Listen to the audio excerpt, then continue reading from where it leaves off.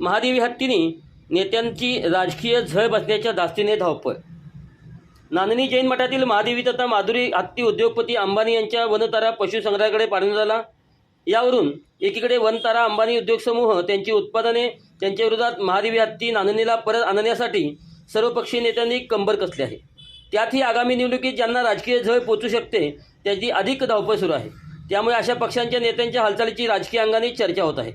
नांदणी जैन मठातील महादेवी तथा माधुरी हत्ती उद्योगपती अंबानी यांच्या वनतारा पशुसंग्रहालयाकडे पाठवण्यात आला।